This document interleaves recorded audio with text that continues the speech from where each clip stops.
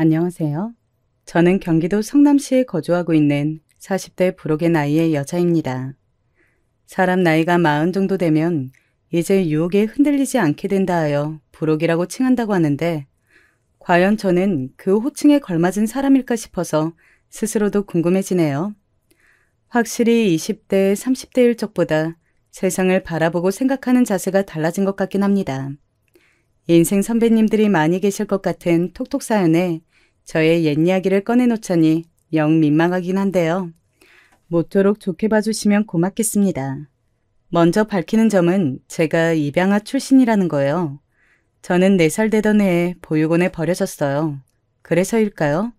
한간에 미운 4살이라는 표현이 있잖아요. 아이 키우다 보면 4살 때가 투정이 심해서 부모 입장에서는 힘들다는 거죠. 그런데 저는 그 표현을 들을 때마다 심장이 철렁 내려앉습니다. 제가 다름 아닌 4살 나이에 버림을 받아서 그런 것 같아요. 친부모님의 얼굴은 솔직히 기억에 없어요. 그래서 남은 추억 역시도 없고요. 하지만 버림받았다는 좌절감만은 그 어린 나이에도 뚜렷하게 갖고 있었네요. 그리고 제가 7살 되던 해에 새로운 부모님을 만났습니다. 저는 제 친정 엄마께서 저에게 따스한 미소로 손을 내밀어 주셨던 그날을 절대 잊을 수가 없어요. 미니야, 아줌마 저번에도 몇 번 봤지? 아줌마가 여기 올 때마다 우리 미니 주려고 예쁜 인형도 사오고 맛있는 과자도 사오고 그랬었는데. 네, 알아요. 지난번에 초콜릿도 주셨잖아요. 그리고 저 아줌마가 누구인지도 알아요. 어머, 그러니? 선생님들이나 아니면 원장님께 들어서 아는 거려나? 우리 미니가 아는 나는 누구인지 궁금하네? 아줌마는 바로 부자예요. 엄청 좋은 차 타고 다닌다고.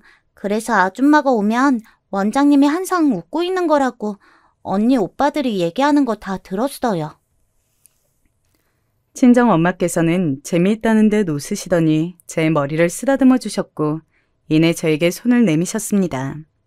저는 그 손을 붙잡고 보육원 뒷길을 함께 산책했었는데요. 어린 마음에도 설레고 떨렸던 것 같아요. 제 나이 7살의 봄이었죠. 그리고 그해 단풍이 서서히 물들기 시작하던 가을에 저는 입양이 되었습니다. 저에게 친절하셨던 보육원에 종종 들러서 직접 봉사활동도 하셨던 그 부자 아줌마는 저의 엄마가 되셨죠. 모두가 저를 부러워했어요. 입양되어 보육원을 떠나던 날 저는 난생 처음으로 태어나길 잘했다는 생각을 했었네요. 성민이로 살아왔던 저는 박민이가 되어서 초등학교를 들어갔습니다. 부자라고 알려졌던 그대로 집안은 꽤 부유하였어요. 이런 부잣집에 제가 들어가서 딸로 살아도 되는 걸까 싶은 고민이 그 어린 나이에도 계속 들었을 정도였죠. 도저히 믿어지지가 않았어요. 앞으로 네가 살 집이고 너는 우리 집 식구야. 그 사실만 명심하면서 살면 돼. 알았지? 우리 막내딸. 네, 알았어요. 감사합니다, 엄마. 친정엄마는 웃으면 인상이 환해지는 분이셨고 무표정하게 계실 때는 왠지 모를 카리스마가 은은하게 풍기는 분이셨어요. 이런 멋진 분의 딸로 살아갈 수 있어서 저는 세상에서 제일 가는 행운아라고 생각했죠. 친정 아빠는 살갑거나 다정한 분은 아니셨지만 저를 딸로 여겨주셨고요. 제 위로는 언니와 오빠가 있었는데 둘 다 저를 괴롭히거나 텃세를 부리는 것 하나 없이 처음부터 친절했던 것으로 기억합니다. 그런 잡음을 내기에는 언니와 오빠가 저와 나이 터울이 크기도 했지요. 저를 늦은 나이에 입양하신 게 아니라 친정 엄마께서는 언니와 오빠를 일찍 낳으신 경우였어요. 친정 엄마께서 21살이실 때 언니를 낳으셨으니까요. 제가 중학교 입학을 앞두고 있었을 때 관련한 이야기를 해주신 적이 있었죠.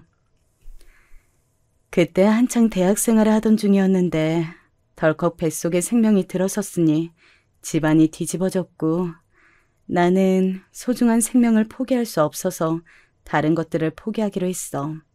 대학도 휴학계를 냈고 유학 가기로 되어 있었던 건 없던 일이 되어버렸지. 엄마, 너무 젊고 어릴 때였는데 아쉽거나 후회되지는 않으셨어요? 아쉽지 않았다면 거짓말이겠지? 하지만 후회는 하지 않으며 살아왔단다. 내가 우리 미니를 내 딸 삼기로 결심하고서 한 번도 후회를 하지 않았듯이 나는 내 자식들이 가장 우선이고 중요해. 외갓집이 지역 유지로 꼽힐 만큼 탄탄한 집안이었고 특히 친정엄마께서 어렸을 때부터 영특하셨기 때문에 집안의 기대가 컸다네요. 그래서 친정엄마께서는 이른 나이에 혼전 임신이라는 변수만 안 겪으셨어도 아마 다른 걸 물려받고 다르게 사셨을 뿐이에요. 하지만 상황이 그렇게 되면서 집안에서 미운 털 박힌 신세가 되셨고 거의 육아에만 집중하며 사셔야 했죠. 보육원 봉사를 직접 다니신 것만 봐도 알 수 있듯이 아이들을 워낙 좋아하시고 아량이 넓으신 분이라 사람 안 쓰고 손수 언니와 오빠를 즐겁게 키우셨다고 하니까 다행인 것 같아요. 친정 부모님은 8살 차이의 부부이셨는데요. 조금은 형편이 어려운 집안에서 나고 자란 친정 아빠께서는 대학을 나오시고 취직을 하신 이후에도 가족들에게 생활비를 대주고 빚을 갚아주고 이러시느라 시달리셨다네요. 그러셨던 분이 친정 엄마와 결혼을 하시게 되면서 특수 장비의 외판을 제작하는 공장을 맡아 운영하시게 되었습니다. 원래 친정 엄마의 사촌 오빠 되시는 분께서 집안 자금으로 시작하셨던 거래요. 성공적으로 안착이 되자 다른 걸로 옮겨가게 되셨고 친정 아빠에게 넘겨주신 것이었죠. 대단한 수익이 나는 건 아니었지만 집안에 원체 돈이 있는 편이니까 여유롭게 굴러갔어요. 언니는 대학을 미국으로 갔는데 아예 거기서 눌러 살게 되었고요. 오빠는 원래 평범하게 경영학 공부를 하면서 취미로 사진 찍으러 다니던 사람이었는데 집안의 상황이 급변하게 되면서 지인들이 있는 일본으로 건너가 그곳에서 음식도 배우고 식당에서 일도 하고 돈 받고 사진 찍으러 다니면서 그렇게 살게 되었어요. 급변한 집안의 사정이란 불행하게도 이어진 부도였습니다. 불행은 한꺼번에 파도처럼 밀려온다더니 딱 그랬어요. 제가 고등학교 재학 중이었는데 집에는 드라마에서나 보았던 빨간 딱지가 덕지덕지 붙었고요. 돈 내놓으라고 소리 지르는 빚쟁이들이 집 앞에 늘 주치고 있었습니다. 저는 그때 뭣도 모르던 때였으니까 현금 운용이 불안하게 돌아가더니 이럴 줄 알았다는 등 전부 다 알거지가 되어서 길바닥에 나앉게 되었다는 등 이런 이야기들이 처음에는 와닿지 않았어요. 하지만 친정 엄마께서 처음으로 친정 아빠를 향해 소리 지르시는 모습을 보고 나서 집안에 닫힌 비극이 피부로 느껴졌습니다. 당신이 제대로 하는 게 뭐야? 애초에 내가 그걸 맡아서 했으면 이렇게까지 오지도 않았어. 오히려 집안의 위기를 타파할 열쇠를 내가 가지고 있었겠지. 그런데 무능한 당신이 그 일을 맡아서 해왔기 때문에 모든 게 망쳐진 거야. 알아? 그렇다면 처음부터 나에게 그 일을 안 맡겼으면 됐잖아. 이 여자는 중책을 단독으로 맡아서 할 수 없다고 보수적으로 나왔던 건 바로 네 집안 사람들이잖아. 그래놓고 왜 이제 와서 내 탓을 하고 자빠졌어? 뭐? 네 집안 사람들? 우리 집안 덕분에 여태까지 잘 누리고 잘 살았으면서 은혜도 모르나 봐? 말 한번 곱게 한다. 정말 교양 넘친다 당신.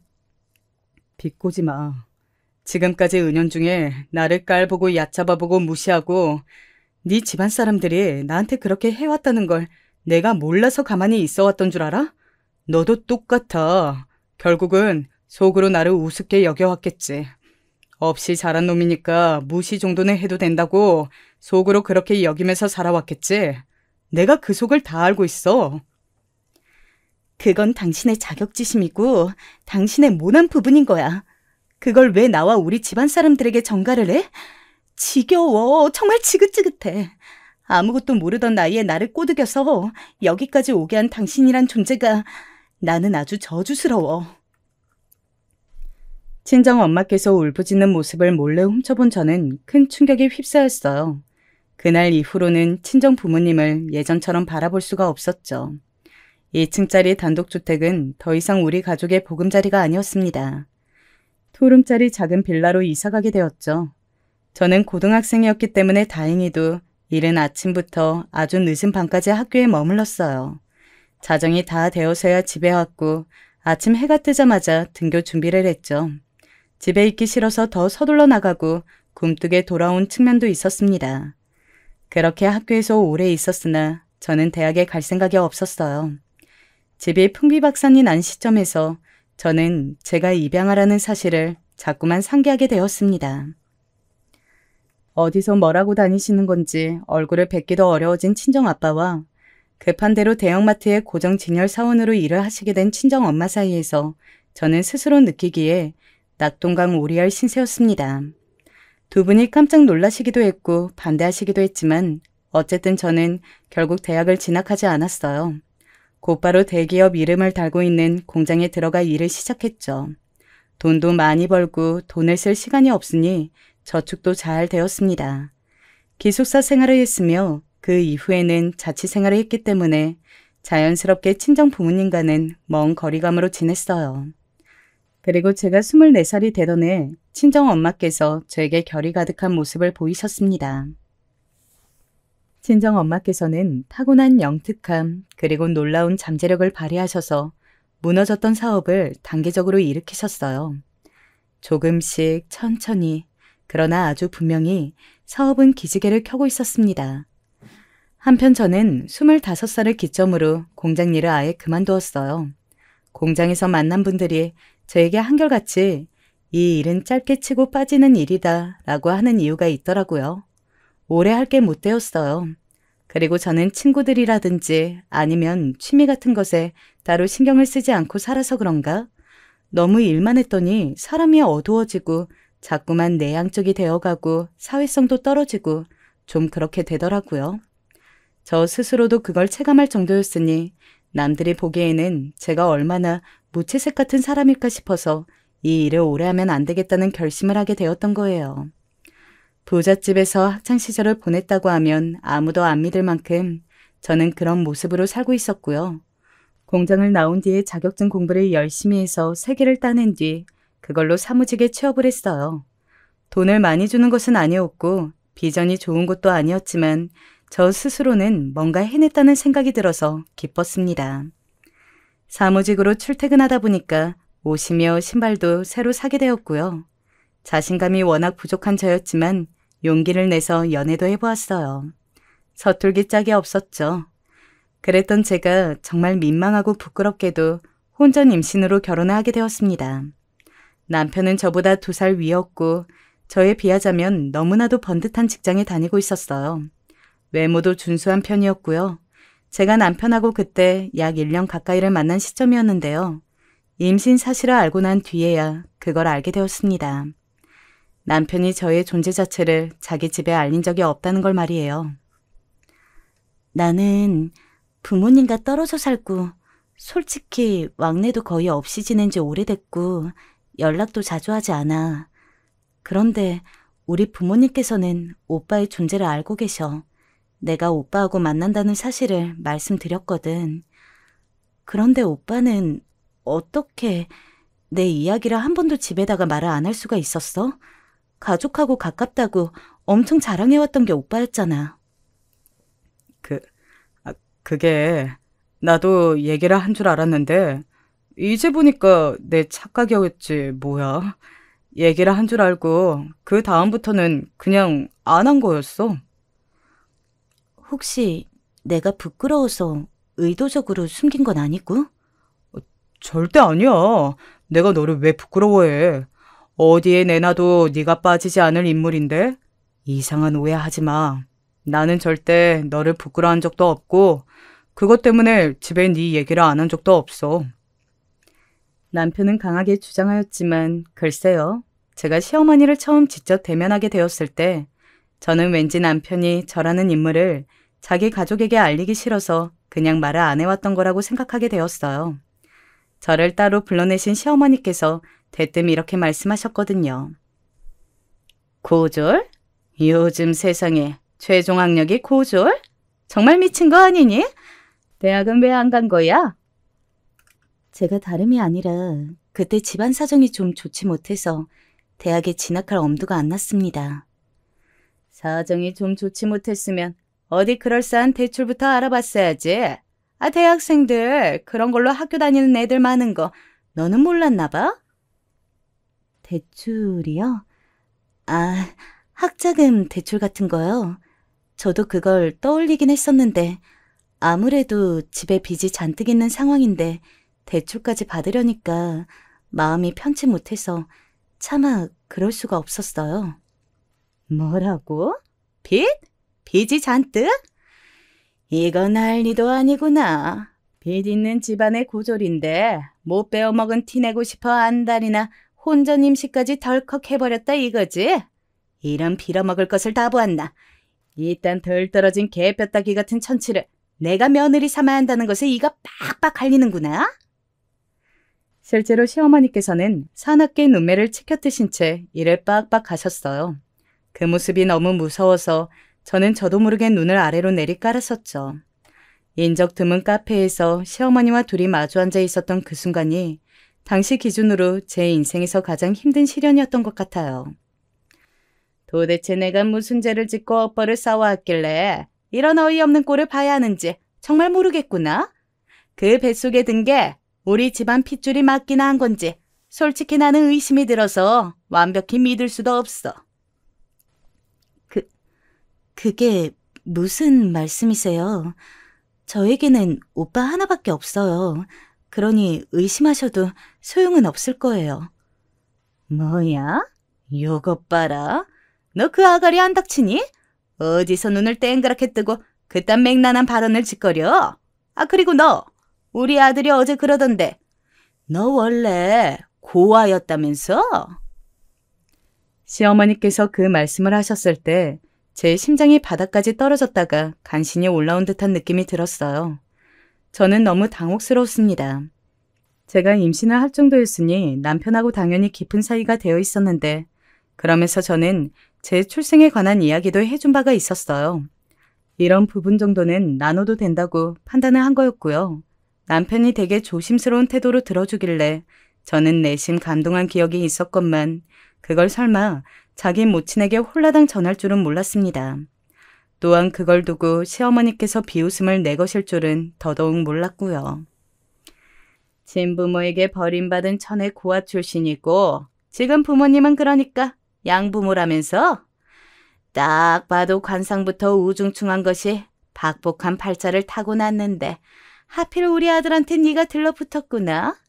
일방적인 방법으로 도저히 안 될 거니까 계획적으로 임신까지 해서 지금 결혼을 하려는 것이고 아이고 이 앙큼하고 천박한 것. 하늘에 맹세하고 말씀드리는데 절대 계획적으로 임신한 거 아니에요.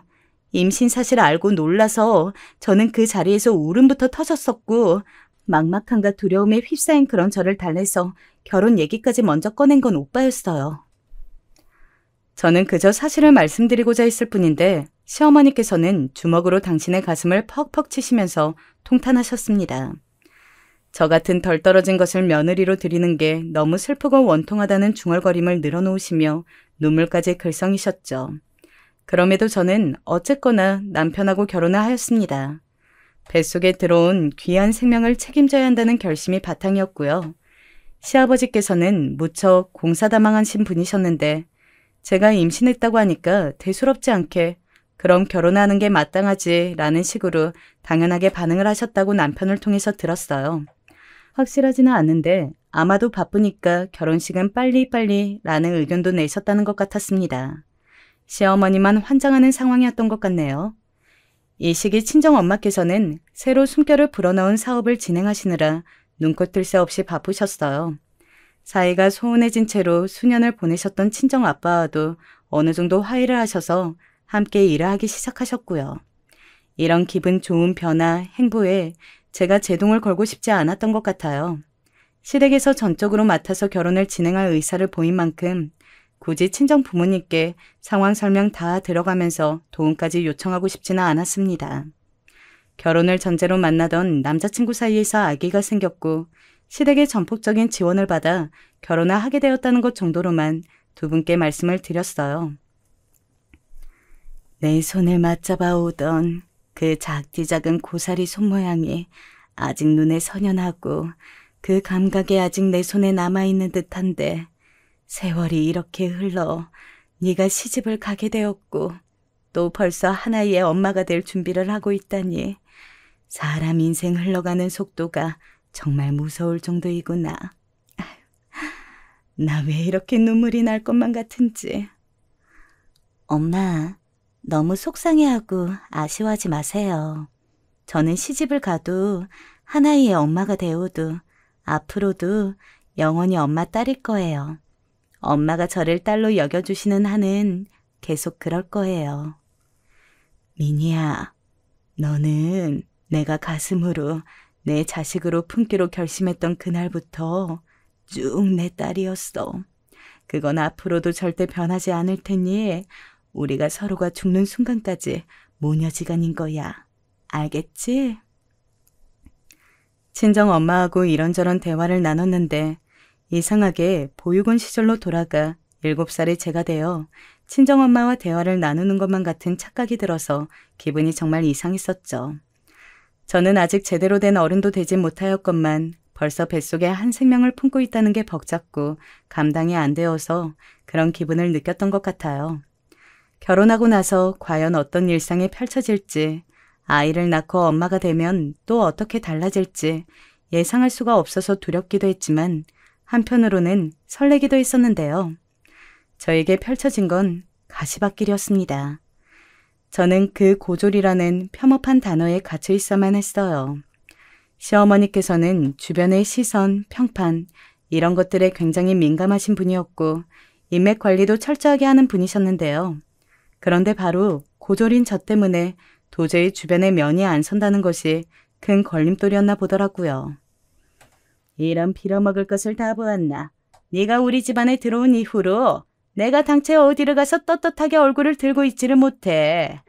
혼전 임신이라는 것도 충분히 수치스러운데 여기서 만약 고졸이라는 것까지 알려지면 그야말로 개망신일까봐 내가 아예 웬만한 모임을 못 나가고 있어. 네가 이런 내 심정을 알기나 하겠니? 거기다가 천의 고아 출신이라는 것까지 떠안고 있으니 존재 자체가 아주 빌어먹었어. 네, 저 때문에 모임 못 즐기시고 못 나가게 되셔서 정말 죄송합니다. 혹시 할 거리가 떨어져서 심심하게 되신 거면 제가 뭐라도 같이 해드릴까요? 네가 뭘 같이 해줄 건데? 요게 아주 사람을 살살 약올리네. 너 어디 불난 집에 기름통 들이붓는 거야 뭐야? 아니, 저는 그냥 일도 그만둔 참인데 어머님께서도 마침 시간이 꽤 남으신 것 같으니까 동병상련끼리 함께 시간 보내면서 친목을 다지면 좋지 않으려나 하는 생각이 들어서 그냥 말씀을 드린 것뿐이에요. 기분 상하셨다면 죄송합니다. 기분이 당연히 상했고 말고 너 지금 어른 상대로 말장난하자고 기를 쓰고 나오는 거니? 동변상련? 어디서 그딴 망발을 짓거리고 앉았어? 이래서 사람은 좋은 걸 물려받아야 하는 것이고 많이 배워야 하는 것인데 그런 것들이 부족하니까 네가 이 모양 이 꼴이구나.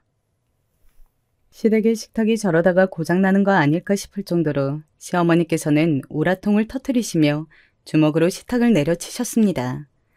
저는 그 앞에서 죄인이 되어 점점 머리를 수그리고 있었죠. 괜히 중간에서 어설프게 대답을 하면 더욱 화를 내시는 분이라는 사실을 눈치채게 되기까지는 얼마 걸리지 않았던 것 같네요. 으이그, 이제 만삭으로 배가 불러온 걸 보니 내 걱정도 꼭 그만큼 커지는구나. 울 손주가 부디 외탁을 안 하고 친탁만 해야 할 텐데. 가뜩이나 배가 잔뜩 나와 있어서 힘들었던 만삭 시절 시어머니께서 제 신경을 건드렸었던 게 생각이 나네요. 어머님, 왜 아이가 친탁만 해야 돼요? 제 입으로 말씀드리기 민망하지만 저도 딱히 얼굴이나 체형 이런 건 어디 가서 뒤처진다고 생각해 본 적이 없거든요. 너는 네 부모가 어떻게 생겼는지도 모르잖아. 그러니까 애가 외탁을 하면 그쪽에서 어떤 유전자를 받아올지 모르는 건데 너는 어떻게 딱 너 하나만 생각하고 말을 해? 하여간 짧아. 생각이 너무 짧아. 저는 어쨌거나 지금 부모님이 제 유일한 부모님이세요. 만약에 아이가 외탁을 한다면 제 지금의 부모님의 성격이나 습관 같은 걸 물려받을 수도 있겠죠. 저는 지금 부모님 밑에서 자랐으니까요. 그게 말이나 된다고 생각하니? 고졸은 역시 생각하는 꼬라지가 황당하구나. 지금 네 부모님도 사업인지 뭔지 한다고 맨날 삽질하시는 것 같던데. 여하튼 외탁은 무조건 안 될 일이야. 이때 뭔가 제대로 한 방 맞은 것 같은 기분이었어요. 차라리 다른 모진 말씀이면 낫겠는데 출생 가지고 그런 식으로 들먹이시니까 기분 참담하더라고요. 사실 이때 친정 엄마께서 본격적으로 몸집을 키워가시고 있던 사업장은 탄탄대로를 달리고 있었습니다만 저는 굳이 시댁 식구들에게 그런 사실을 발설하지는 않았네요. 그렇게 할 만한 이유가 저에게는 그만큼 없다고 스스로 판단했던 것 같아요. 저는 아주 건강한 아이를 낳았고요. 남들은 아기 낳고 나서 육아지옥 시작이라고 하던데 저는 특이하게도 모두의 관심을 받으며 아이를 키울 수 있어서 오히려 이때가 더 좋았어요. 몸이 힘들거나 말거나 마음이 편해서 그랬나 봐요. 솔직히 혼전 임신으로 결혼을 한 거라서 그런지 남편하고 결혼 직후부터 썩 좋은 부부관계는 아니었는데요. 출산을 하고 나서 아이를 키우며 부부관계가 좀 좋아졌어요. 심적으로 가까워진 거였죠. 제가 하나부터 10까지 독박 육아를 했기 때문에 가끔은 서럽고 힘들 때도 있었지만 남들도 거의 다 이렇게 산다는 생각을 하며 이겨내려고 매 순간 애를 썼네요. 아이는 얄미우리만치 남편만 쏙 닮아 있었고요. 그 때문에 시어머니를 비롯한 시댁 식구들이 다 아이를 물고 빨고 예뻐했으니 저로선 다행이었을지도 모르겠어요. 그렇게 지지고 볶으며 지내던 어느 날 친정 엄마로부터 슬픈 소식을 전해 들었어요. 사업은 엄청난 거래처를 만나서 또 한 번 번창하게 되었는데 반대로 친정 아빠께서는 안 좋은 이야기가 있는 모양이었죠. 네 아빠가 건강이 많이 안 좋다는구나. 그 집안 남자들이 희한하게 몸 아픈 구석은 한 군데씩 꼭 있잖아. 네 아빠도 피해가지 못한 것인지 최근 들어 두통이 하도 심하다고 말을 자주 하길래 병원을 가봤더니 내 쪽에 이상이 있다더라. 아빠가요? 얼마나 안 좋은 거래요? 많이 심각하대요? 많이 안 좋은데 문제는 그게 수술이 어렵나 봐. 약물치료 요법으로 지켜보는 수밖에 없다고 하더구나. 그리고 이게 하루아침에 상태가 좋아졌다가 나빠졌다가를 반복하기 때문에 마음의 각오를 미리 다져놔야 좋을 것 같아. 이제 저도 아이 낳고 키우면서 결혼 생활에 적응을 하였고 친정 엄마의 사업이 대성공을 거둬 자리를 잡은 참이었는데 이런 소식은 정말 맥 빠지더라고요. 한동안 기운 없이 지냈어요. 그랬더니 남편은 제 눈치를 살피면서 저에게 잘해주려고 했는데 반대로 시어머니께서는 눈에 쌍시짐을 켜셨습니다. 저것이 뭐가 잘났다고 어깨 축 늘어져서는 날 좀 보소 하면서 자기 힘든 거 알아달라고 징징대고 있어. 아휴, 보기만 해도 짜증이 나서 한 대 콱 쥐어박아주고 싶네. 그래야 정신을 좀 차릴까? 시댁에 가서 설거지를 하고 있던 날 저 들으라고 시어머니께서 큰 소리로 그렇게 혼잣말을 하셨을 때 서러워서 울분을 꾸역꾸역 삼켜야만 했네요. 친정 엄마의 환갑이 머지않은 때였기 때문에 그나마 힘을 낼 수 있었던 걸지도 몰라요. 일적으로는 너무 바쁘셨고 개인적으로는 친정 아빠 건강 문제로 머리를 싸매셨기 때문에 친정 엄마께서는 환갑을 아주 조촐하게 챙기고 넘어가길 원하셨어요. 선물, 잔치상, 공간 대여 이런 것 등등 일절사절하셔서 회사나 거래처 등지에서도 친정 엄마의 환갑을 거창하게 축하해 드릴 수가 없었죠. 나는 그냥 바람이 있다면 한 끼 식사나 같이 나누는 게 좋을 것 같아.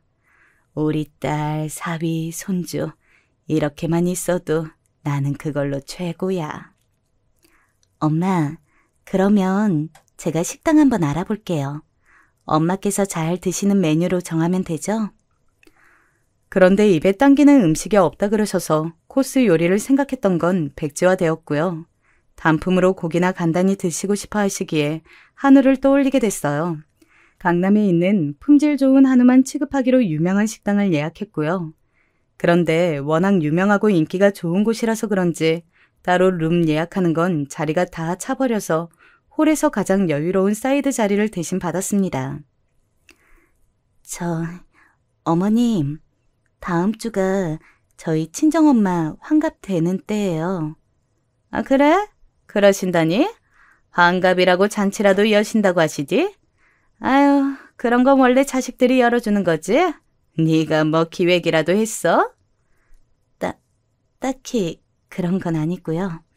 식사나 한 끼 같이 할까 합니다. 혹시 어머님도 생각이 있으신가요? 나보고 그 식사 자리에 낄 생각이 있냐고 묻는 거니 설마? 안 됐지만 내가 다음 주에는 선약이 쫙 있어서 안 될 것 같구나. 대단한 환갑 미리 축하드린다고 내 인사말이나 네가 전해줘. 오케이? 바쁘신가 보네요. 네, 알겠습니다.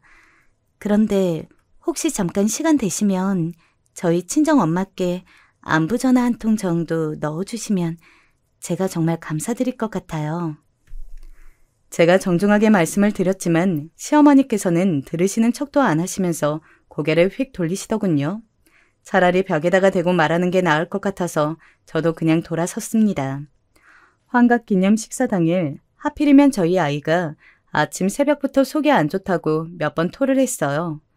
전날 밤에 아이스크림하고 빵을 급하게 먹더니 그게 탈이 난 모양이었죠. 그러길래 왜 애한테 야식으로 그런 걸 먹게 해줘서 이 사달을 내는 거야. 오늘 엄마 환갑이라 식당에 가야 하는데 이게 뭐야 진짜. 내가 이렇게 될 줄 알고 먹였겠어? 얘가 너무 먹고 싶어 죽겠다는데 그럼 어떡해. 계속 그걸 막으란 소리야? 내가 얘 병원 데리고 갈 테니까 너는 먼저 준비하고 장소에 가든지 해. 주말이라 오늘 소아과 사람 미어 터질 텐데 그걸 가서 기다리겠다고? 웬일이야. 고맙기는 한데 그냥 어머님이나 형님께 부탁하는 게 낫지 않을까? 그랬다가는 분명히 꼬투리 잡고 엄청 늘어질걸. 그리고 날씨 좋은 주말에 어디 외출 계획을 안 세울 군번들이 아니야. 전화해서 애 데리고 병원 좀 가달라고 하면 환장해서 난리칠 거야.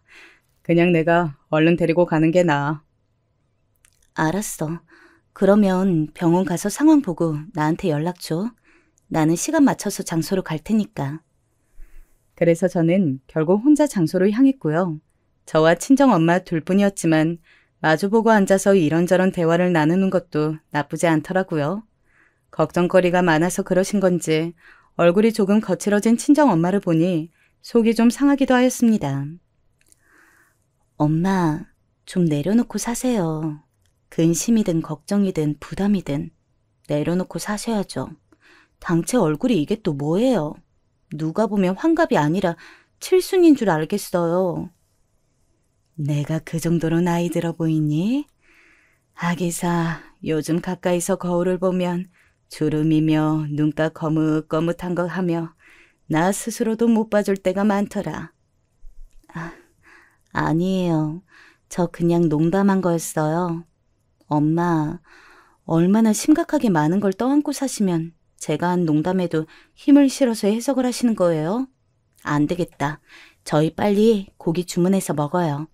맛있는 거 한우 많이 드시고 엄마가 얼른 별 생각 없이 포만감이나 즐기시는 모습을 봐야겠어요. 그치만 윤서방이 출발을 한다고 연락을 줘야 그때 시키든지 하는 게 낫지 않을까? 지금 시키면 너무 이른 걸까 봐 살짝 걱정되는데. 이것 봐요. 이것도 엄마 벌써 걱정을 하고 계시는 거잖아요. 엄마의 윤서방께서는 뒤늦게 와서 고기를 먹든지 아니면 한 점도 못 먹던지 전혀 상관없으니까 엄마만 그냥 편하게 드시면 됩니다. 아셨죠? 제가 애써 답지 않게 너스레까지 떨고 나서야 친정엄마께서는 밝게 웃어 보이셨습니다. 최고급 한우가 부위별로 줄줄이 나왔고 그 차림상의 가운데 제가 주문 제작해온 작은 케이크를 놓고 초에 불을 붙였어요. 친정엄마께서는 바로 이틀 후에 언니가 있는 미국으로 건너가 그곳에서 또 파티를 하며 즐겁게 시간을 보낼 예정이셨지만 당장 이곳의 사진을 받아본다면 언니가 좋아할 것 같아서 저는 사진을 열심히 찍었습니다. 그리고 친정엄마와 제가 멀리서 한 번에 나오는 사진은 친정엄마와 동행으로 오신 수행 비서분께서 찍어주셨어요. 몇 번이고 동석을 권했지만 정중하게 사양을 하셨죠. 활짝 웃으며 사진을 찍다 보니 기분까지 덩달아 행복해지는 것 같아서 친정엄마께서 케이크에 촛불을 후 부시는 모습을 너무 기분 좋게 지켜보았습니다. 그건 친정엄마께서도 마찬가지셨는지 불을 다 부시자마자 작게 손뼉 밧소를 치시더라고요. 행복하게 마주보면서 웃은 저희 모녀가 불판 위에 한우를 올려놓은 순간이었습니다. 어이쿠야 세상에 이게 웬일이야? 여기서 다 뵙네요 사부인. 저는 시어머니의 목소리가 들려오는 곳에 혹시 제가 지금 환청을 듣나 싶어서 어리둥절하며 주변을 둘러봤어요. 그런데 환청이 아니라 현실이었어요. 일행으로 보이는 친구 세 분과 안으로 입장하시던 찰나임이 분명한 시어머니께서는 케이크 촛불을 불고 박수를 치는 저희 모녀 쪽으로 무심코 발견하신 것이었죠. 미리 룸이라도 예약해두셨던 것인지 시어머니의 일행분들은 그 안쪽으로 향하며 안 보이게 되었고요. 시어머니께서는 저희 모녀에게로 가까이 다가오셨습니다. 그러자 친정엄마께서는 조용히 자리에서 일어나 미소를 머금으며 시어머니께 짧은 목례로 정중한 인사를 보내셨죠. 그러나 시어머니께서는 그 정중함에 걸맞는 화답을 하지 않으셨어요. 그 인사를 안 받아주신 거였습니다. 저는 왠지 기가 막혀서 자리에서 일어나지도 않고 멀뚱하게 시어머니를 올려다보고 있었는데요. 그런 저를 보며 시어머니께서는 뭔가 심기가 뒤틀리신 듯 했습니다. 왜냐하면 저를 쓱 흘겨보시더라고요. 그때 불판에서는 올려놓은 한우가 마침 칙 소리를 내며 익어가고 있었고 그걸 눈으로 힐끗하신 시어머니께서는 갑자기 코웃음을 치셨어요. 최고급 한우만 취급하는 이곳에 사부인께서는 웬일이시래요? 혹시 여기서 일이라도 하세요? 주방은 아닌 것 같고 홀서빙 일을 하시나? 그 발언에 제가 너무 놀라 굳어버렸습니다. 그게 말이나 되나요? 눈이 있다면 친정엄마께서 케이크를 두고 이곳에서 조촐한 환갑기념 식사를 하고 계시던 중이었다는 걸 당연히 알 수 있는 풍경이었어요. 그럼에도 웬 홀서빙 운운하셨다는 것은 완전히 시비를 거는 것이었습니다.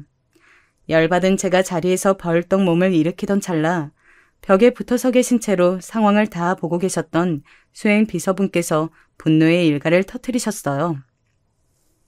이봐요 아줌마. 지금 감히 이분이 어떤 분이신 줄 알고 입을 함부로 놀려? 저도 깜짝 놀랐고 친정엄마께서도 놀라신 표정이었습니다. 하지만 그 고성을 맞닥뜨린 시어머니만큼 저희가 놀라지는 않았던 것 같아요. 멀끔한 정장을 빼입으신 수행 비서분께 난데없이 소리를 들으신 것에 시어머니께서는 도저히 이 상황이 믿기지 않으셨는지 손으로 벌렁거리는 심장 부근을 누르시면서 떨리는 목소리를 내셨습니다. 갑자기 누구신데 저한테 소리를 지르세요? 그리고 이쪽은 제 사부인이고 또 여기는 제 며느리인데 제가 익히 아는 사람들이거늘 생판남인 그쪽이 갑자기 튀어나오니까 황당하네요. 대관절 누구세요?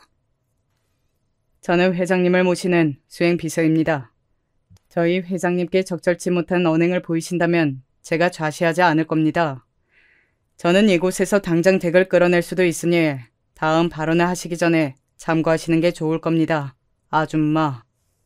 와, 수행비서분께서 정말 깔끔하게 일격을 날리시더라고요. 너무 멋있어서 저도 모르게 잠시 입을 벌리고 멍하게 있었네요. 반면 친정엄마께서는 은은하게 미소만 지으시더군요. 그때 시어머니께서는 휘청거리시며 믿을 수 없다는 눈길로 친정엄마를 응시하셨어요. 제가 뭔가를 잘못 들었나? 회장님이라뇨? 사부인께서 그러면 정말로 어디 회장님이라도 되신단 말이에요? 네, 맞아요, 어머님. 저희 친정엄마께서는 아주 번듯한 제조업체의 회장님이세요. 그리고 여기 계신 분은 수행비서님 되시는 거 맞고요. 사부인께서 회장님이라고? 아니, 그럴 리가 없는데. 이게 대체 어떻게 된 영문이야? 그럼 네가 회장님 딸이라는 얘기가 되잖아? 현실을 부정하고 싶으신 건지 시어머니께서는 자꾸만 고개를 흔들며 말씀을 하셨는데요. 그 모습을 물끄러미 바라보시던 친정엄마께서는 가라앉은 목소리로 이렇게 말씀을 건네셨습니다. 제가 회장직을 달고 있는 사람이니 저희 딸은 그렇다면 당연히 회장딸이 되겠죠. 제가 부족하고 못난 엄마라서 민희에게 제대로 해준 것도 없고 힘이 되어주지는 못했기에 스스로의 부끄러움을 알고 늘 전면에 나서지 못하고 지냈습니다. 그래서 부득이하게 안사돈께서는 제가 누구인지 숨긴 꼴이 되고 말았군요. 이 점 죄송하게 생각합니다. 네? 별로 죄송하게 생각 안 하셔도 되는데. 아니에요. 제가 꼭 짚고 넘어가고 싶어서 그렇습니다. 이제 밝혀졌으니 제가 안사돈께 죄송할 일은 더 없을 것 같네요. 그리고 안사돈 역시도 저에게 죄송하실 일을 만들지 않으셨으면 하는 바람이 있습니다. 이 점 그렇게 해주실 수 있겠노라고 동의하시겠습니까? 조용하고 부드럽지만 단호한 친정엄마의 전매특허 카리스마가 발휘된 순간이었어요. 시어머니께서는 이제 완전히 혼이 빠지신 몰골이 되어 멍하게 고개만 위아래로 흔드시는 게 다였습니다. 그러자 친정엄마께서는 눈을 가늘게 뜨시며 못마땅하시다는 듯 그 모습을 보셨죠. 확실히 동의하신 것인지 제가 확인하기 어려운데요. 직접 소리내어 말씀해 주셨으면 좋겠군요. 그렇게 해주실 수 있죠? 안사돈? 네? 네, 물론이죠. 앞으로 죄송할 일은 제가 만드는 법이 없을 겁니다. 믿겠습니다. 제가 염두에 둔 그 죄송한 일이라는 게 제 딸 민희를 말하는 것임을 안사돈이 모른 척 하실 만큼 우매하다고 여기진 않아요. 앞으로 좋은 사돈지간 그리고 좋은 고부관계에 이어지길 기대하겠습니다. 그럼 이만 자리를 비켜주시겠어요? 딸과의 오붓한 시간을 더는 방해받고 싶지 않네요. 친정엄마께서 고요한 음성으로 말씀하시며 자리에 앉으셨고 시어머니께서는 어느덧 얼굴이 잘 익은 홍시처럼 되신 채로 급하게 고개를 꾸벅하시더니 돌아서셨어요. 그런데 그때 보니까 시어머니의 일행 되시는 분들이 룸에 안 계시고 다들 홀 쪽으로 나와서 여기를 구경하고 계셨더라고요. 아마도 대화를 다 들으셨을 테죠. 돌아서시고는 그 일행분들을 발견하신 시어머니께서 눈에 띄게 흠칫하시더니 이내 그분들에게 짧게 뭐라고 말씀을 전하시고는 황급히 출입구 쪽으로 사라지시더라고요. 뭔가 상황이 지금 감당이 안 될 것 같으니까 도망을 택하신 것이었죠. 저는 잘 익은 최고급 한우고기를 친정엄마와 구워 먹으며 도란도란 대화를 나누었는데요. 지금까지 제가 굳이 밝히지 않았던 시어머니와의 각종 이야기들을 그 자리에서 친정엄마에게 많이 털어놓았습니다. 민희야, 앞으로는 절대 당하지도 참지도 마. 엄마야말로 인내의 달인 아니에요? 그러신 분이 왜 저보고 참지 말라고 해요. 참는 게 능사는 아니지만 그래도 많은 갈등 상황을 넘길 수 있게 해주기 때문에 저는 적절히 참으면서 지내려고 해요. 그렇다고 해서 절대 제가 당하고 사는 건 아니니까 너무 걱정 마시고요. 그건 남한테나 적용하는 이야기지. 내 새끼가 꾹 참고 산다고 생각하면 내가 분하고 가슴이 찢어질 것 같아서 그래. 그러니까 앞으로는 절대 참으면서 살지 않기야. 내 환갑 선물로 그걸 약속해주면 너무 좋을 것 같아. 그렇게까지 말씀하신다면 네, 알겠어요. 앞으로 참으면서 살지 않겠다고 엄마께 약속드릴게요. 왠지 속이 뭉클하면서도 울컥 올라오는 게 있더라고요. 무조건적으로 저의 편이 있다는 사실을 확인해서 그랬던 것 같아요. 그리고 저는 친정엄마와 제가 영원한 모녀지간이라는 사실이 불변하듯 피로 이어지지 않았다는 사실 역시도 자명했기에 뭔가 특별한 유대감이라는 게 있는 것 같다는 생각을 하였습니다. 다른 모녀 관계들에게서는 느낄 수 없는 무언가가 저희 두 사람에게는 있다고 느껴졌어요. 한창 이야기꽃을 피워가며 고기를 먹고 있을 때 남편이 도착했습니다. 아이는 잘 듣는 병원 처방약을 먹고 집에서 쿨쿨 잠에 든 참이라고 하였어요. 친정 엄마께서는 대뜸 그 자리에서 당신의 위신을 드러내셨죠. 한우 고기를 한 점 집어먹던 남편은 그대로 일시정지하였습니다. 뭐라고요? 장모님께서 회장님이셨다고요? 작은 사업이 그냥 잘 되는 줄로만 여기고 있었는데 그런 수준이 아니라 규모가 큰 사업장이고 무려 회장님이시라고요? 아니, 어떻게 이런 엄청난 일이. 그렇게 됐으니까 윤서방이 앞으로 나는 더욱 우리 딸 민희를 옆에서 잘 지켜주고 다독여주고 위해줄 것이라고 믿어도 될까? 당연하죠, 장모님. 우선 제 절부터 받으십시오. 그간 제가 몰라 뵙고 저지른 무례가 있다면 너그럽게 용서해 주십시오. 남편은 허둥지둥하면서 자리에서 일어났고 제가 놀라거나 말릴 새도 없이 바닥에 엎어져서 친정 엄마께 절을 한번 올렸어요. 아주 순식간에 일어난 일이었네요. 처음 보는 남편의 면모가 황당하기는 했지만 그게 싫은 느낌은 아니었습니다. 그 이후로 친정 아빠께서는 다행히도 더 악화되진 않으셨고요. 친정 엄마께서는 차질 없이 미국에 다녀오셨습니다. 원래 일주일을 잡고 가신 것이었는데 뭐가 그리 재미있고 좋으셨던 것인지 열흘을 채우고 돌아오셨죠.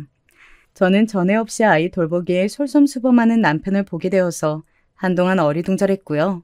전과는 180도 달라진 시어머니의 모습이 너무 낯설어서 제가 잠깐 피해 다니기도 했습니다. 울면은 내가 텔레비전 보면서 만능 소스인지 아는 걸 만들었는데 이걸 언제 갖다 주면 될까?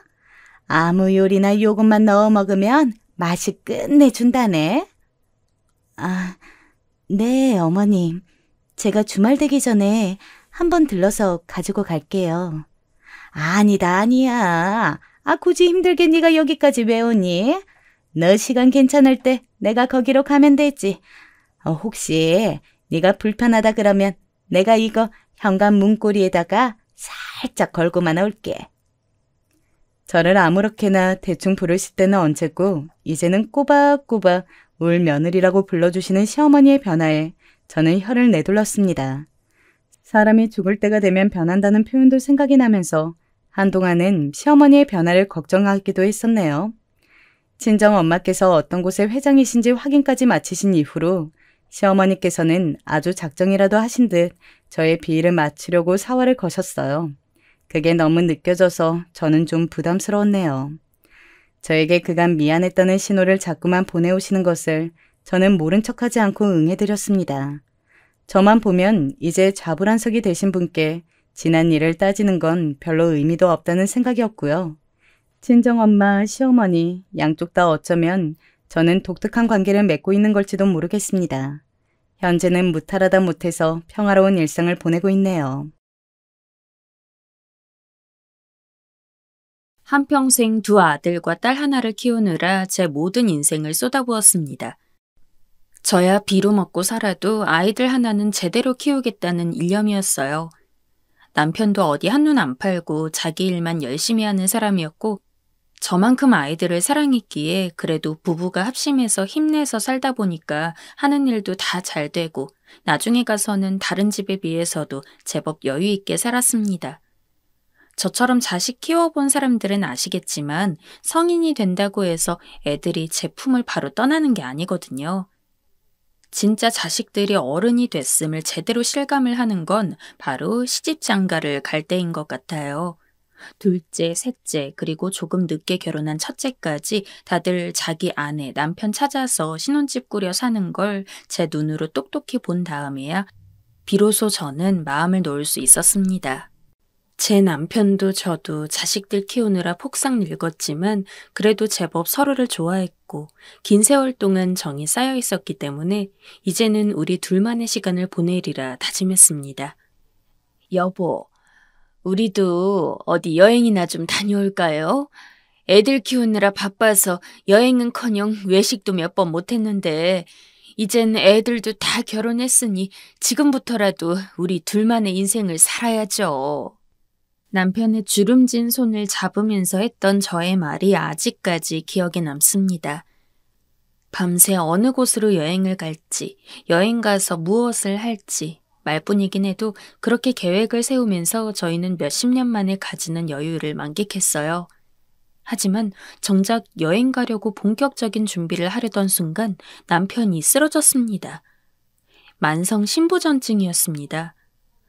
평생 주기적으로 투석을 하지 않으면 신장이 제 기능을 하지 못해 살지 못한다는 병이었죠. 청천벽력 같은 소식에 저도 자식들도 남편을 돌보느라 애썼습니다. 젊은 나이가 아니었던지라 남편은 그 병을 계기로 눈에 띄게 쇠약해졌습니다.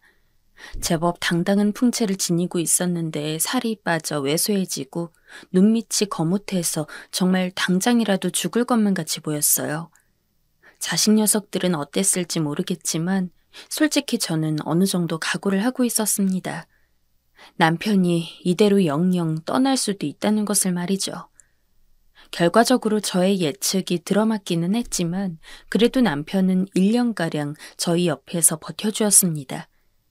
남편의 마지막 길을 배웅하고 자식 녀석들도 다 자기 집으로 돌아갔고 저 역시 남편과 함께 살던 집으로 돌아갔는데 텅 빈 채 약한 불만 켜져 있는 집안을 보니까 문득 그런 생각이 들더라고요. 이 집이 이렇게 컸었나? 애초에 평수가 무척 넓은 집이었기에 남편과 있을 때도 집이 크다는 느낌을 받았습니다. 하지만 남편이 없는 이 집은 크다 못해 제 마음을 너무도 허전하게 만들었습니다. 불과 얼마 전까지도 남편과 함께하던 집에서 혼자 살아야 한다는 것은 제 생각보다 더욱더 큰 각오가 필요한 일이었습니다. 하지만 자식 녀석들 괜히 신경 쓸까봐 나는 괜찮다. 네 아버지 몸이 워낙 안 좋아서 나는 어느 정도 이럴 것도 생각을 하고 있었어. 괜히 내 걱정하지 말고 너희는 너희 삶 잘 살아라. 라며 의연한 척 굴었습니다. 혼자 있고 싶지가 않아서 일부러 생전 가지도 않던 동네 경로당에도 들르고 비슷한 나이대의 할아버지 할머니들과 어울려도 보고 늦게까지 산책을 하러 오기도 했습니다. 하지만 무엇을 하다 와도 집에만 들어오면 남편이 없다는 사실이 뼈에 사무쳤습니다. 스스로도 여실히 느껴질 정도로 말이죠. 참 두려웠던 것 같습니다. 살면서 많은 이들의 죽음을 보았지만 이렇게까지 정말로 혼자 남았다는 생각이 드는 상황은 처음이었습니다. 혼자서 누구에게 말도 못하고 끙끙 앓는 나날들이 이어졌습니다. 그때 저조차도 예상치 못하게 저를 도와준 사람이 있었습니다. 바로 장남 내외였습니다. 어머니, 저 왔어요. 아내가 어머니 좋아하는 오징어 숙회한다고 장도 봐왔으니까 이따가 저희랑 같이 저녁 들어요. 청소는 아직 안 하셨죠? 도와드릴게요. 둘째와 셋째는 제가 사는 곳에서 조금 멀리 떨어진 곳에 살고 있었어요. 하지만 장남 내외는 기껏해야 차로 10분 정도 거리에 있었기에 남편이 살아있을 적에도 둘째와 셋째는 자주 못 봤을지언정 장남 내외는 오다 가다 마주치는 일도 적지 않았습니다. 솔직히 남편 죽고 장남한테 조금은 기대고 싶은 마음이 없던 것은 아닙니다. 하지만 부모로서 자기 가정 꾸린 아들 녀석한테 짐을 떠넘기기가 싫어서 혼자 버티고 있었던 거예요. 괜히 전화라도 하거나 얼굴 보면 약해질까봐 연락도 제대로 안 하고 있었는데 장남 내외는 먼저 저를 찾아주었습니다. 남편을 잃고 혼자 남은 제가 걱정이 된다는 것이 이유였죠. 장남이랑 며느리가 따뜻한 말을 골라 저한테 그렇게 이야기를 하는데 나이 먹고 주책이지만 눈물이 찔끔찔끔 날 뻔했습니다.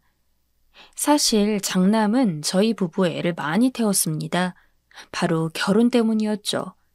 40이 넘어서도 장가를 가지 않아 골머리를 썩혔었는데 결국 좋은 신부감을 얻어 지금 이 애미한테 큰 힘이 되어주니 그래도 내가 자식놈 하나는 제대로 키웠다 싶고 며느리도 너무 마음씨 예쁘고 성품이 곱다는 생각이 들고 그렇게 먼저 저한테 괜찮다고 이야기를 해주니까 저도 그때부터는 쓸데없는 고집을 부리지 않았습니다.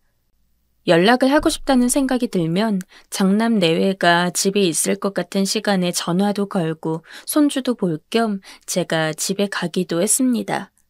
둘째와 셋째도 제 걱정이 됐는지 종종 안부 연락을 했는데 만약 이전처럼 혼자 있었으면 마냥 행복하고 기쁘게 받을 수 없었겠지만 장남 내외가 계속해서 저를 많이 도와주고 함께 있어줘서 그때서야말로 진심으로 자식들한테 나 정말로 괜찮다 라고 이야기할 수 있었습니다. 그렇게 장남 내외는 1년을 넘게 제 곁에서 함께 지냈어요. 같은 집에서 살지는 않았지만 못해도 일주일에 3번 이상은 얼굴을 보았습니다. 종종 죽은 남편이 생각나지 않은 것은 아니었지만 처음처럼 외롭지는 않았습니다. 그렇게 살고 있는데 어느 날 장남이 제게 그러더군요.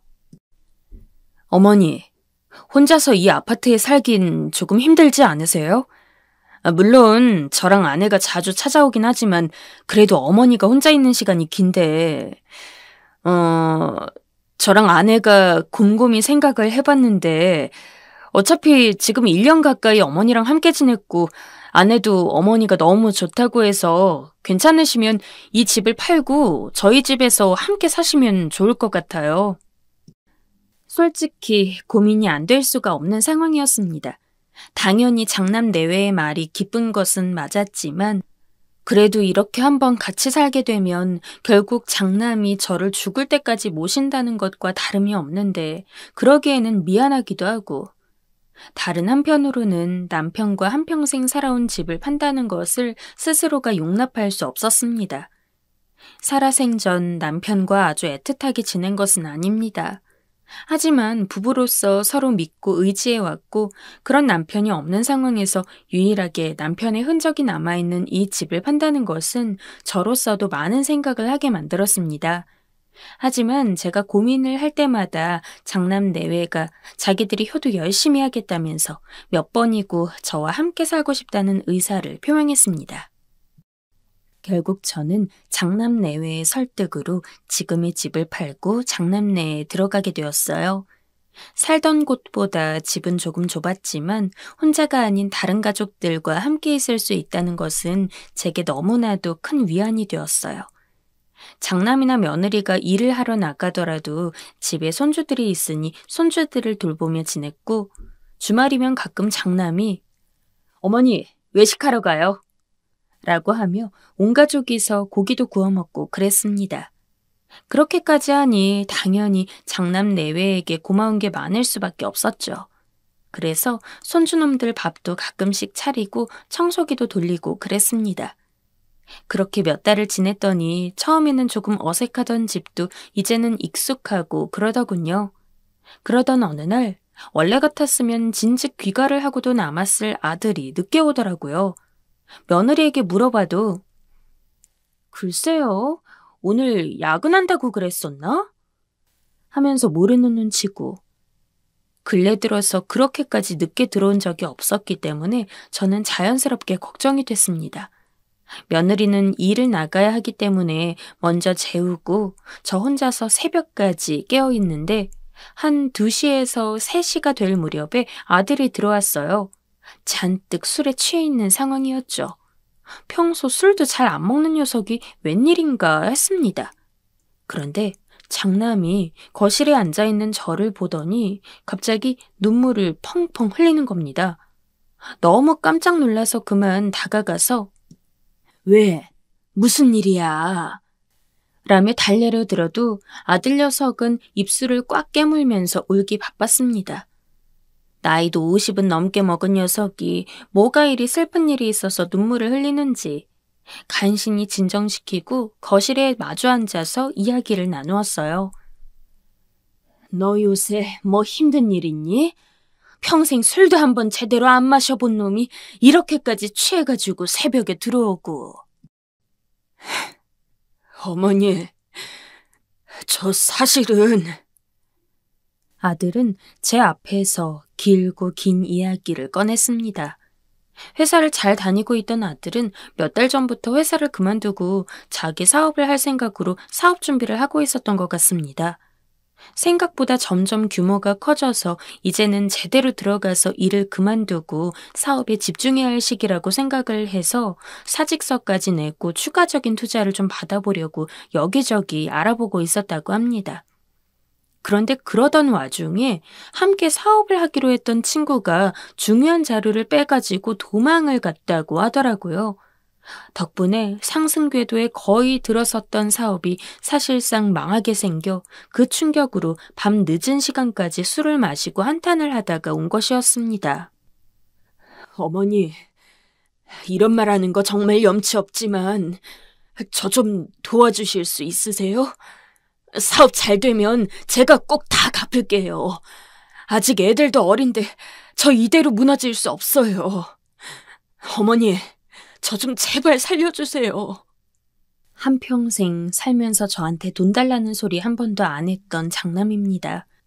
그런데 얼마나 힘들었으면 50살이 넘어서 늙은 애미한테 안겨 펑펑 우는 장남을 보고 있자니 가슴이 심하게 요동쳤습니다. 안쓰럽고 짠하고. 그날 밤 저는 장남을 꽉 껴안아주고 다독여줬습니다. 그리고 제가 남편을 잃고 혼자 외로워하며 힘들었을 때 장남이 도와줬던 것들이 스쳐 지나가기도 하고 아직 어린 손주들을 보고 있자니 장남의 성공을 도와야만 했습니다. 그래서 저는 조금 고민을 하다가 이전에 살던 아파트를 판 돈 9억을 아들에게 넘겨주었습니다. 아들은 그런 제 앞에서 무릎을 꿇고 연신 고맙다고 자기가 정말 잘하겠다며 또다시 재차 눈물을 흘렸습니다. 그리고 저는 조용히 그런 아들의 등을 토닥거렸어요. 인생이 다 그런 거라고. 그렇게 힘든 일을 겪고 나면은 비온 뒤에 땅이 굳듯이 더 위로 도약할 수 있는 발판이 마련될 거라고요. 그 9억을 넘겨준 뒤 확실히 장남내외는 이전보다 훨씬 더 편해진 얼굴이었습니다. 하지만 그것과는 별개로 이상한 일이 생겼습니다. 분명 그 전까지만 해도 저한테 죽고는 못 살 듯이 잘해주던 아들과 며느리가 저를 대하는 태도가 달라지는 겁니다. 시작은 무척이나 작은 것이었어요. 어차피 다 늙어서 할 일도 없고 그렇다고 해서 매일같이 만나고 싶을 만한 친구가 동네에 있는 것도 아니라서 저는 늘 평일이나 주말이나 오후 느지막한 시간까지 잠을 잤습니다. 그래서 보통 자기들이 먼저 밥을 먹고 제가 일어났을 시간에 맞춰서 한 번 더 밥을 차리곤 했습니다. 그런데 평소에는 전혀 그런 말을 안 하다가 그날도 여느 때처럼 오후 4시쯤 기상을 해서 밥을 먹기 위해서 거실로 나가는데 며느리가 저한테 그러더라고요. 어머님, 다음부터는 저희 식사하는 시간 맞춰서 일어나 주세요. 어머님이 혼자 너무 늦게 일어나셔서 제가 밥을 2번 차려야 하는데 솔직히 그거 너무 번거롭거든요. 며느리 입장에서 번거로울 수 있다는 걸 모르는 게 아닙니다.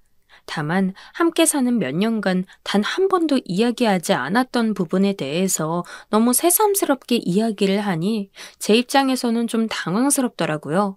그리고 왠지 모르게 서운하더군요. 그래도 며느리가 불편하다고 한 만큼 알았다고 하고서 이후부터는 시간에 맞춰 일어나서 일찍 밥을 먹고 잠이 모자라면 그 이후에 자고 그랬습니다. 하지만 거기서 그치지 않았습니다. 어머니, 제가 검은 옷 빨래는 따로 놓으라고 말씀드렸잖아요. 계속 세탁기 안에 넣어두시면 어떡해요. 어머님이 자꾸 이러시면 제가 계속 쓸데없이 일을 해야 하잖아요. 전에는 애초에 말조차도 꺼내지 않았을 것들을 가지고 며느리가 과하게 언성을 높이는 일들이 많았어요. 그렇다고 해서 장남한테 호소할 분위기도 아니었습니다.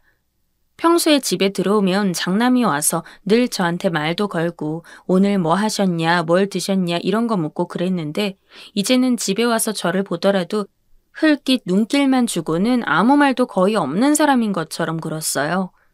분위기를 적응할 수가 없었습니다. 게다가 그걸로도 모자라서 아들이 제게 말도 안 되는 이야기까지 하더라고요. 참, 그 말을 듣고 얼마나 눈물이 나던지.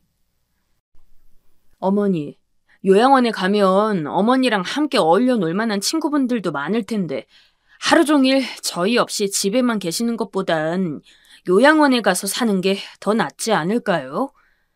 그리고 솔직히 이제 어머니도 아버지 돌아가신 아픔도 많이 없어졌을 테고 요양원 쪽에 가서 사시는 것도 한번 긍정적으로 생각해 보시면 좋을 것 같아요. 요즘 시설도 엄청 잘 되어 있다고 하더라고요. 아무리 제가 늙고 힘이 없다곤 해도 그래도 죽을 병은 아직 없고 나이에 비해서는 건강하며 몸도 쌩쌩한데 아무리 생각해도 그때 그 9억을 준 뒤로 모든 것이 달라졌다는 생각이 없어지질 않았습니다. 너무도 뻔뻔하게 구는 장남을 보니까 화가 머리끝까지 차오르고 남편과 함께 살았던 그 아파트를 판 게 너무도 후회되었습니다. 저는 당연히 절대 요양원 같은 건 안 간다고 단호하게 이야기를 했습니다. 애초에 혼자 살겠다고 하는 거 데려온 사람이 누구냐, 너 아니냐.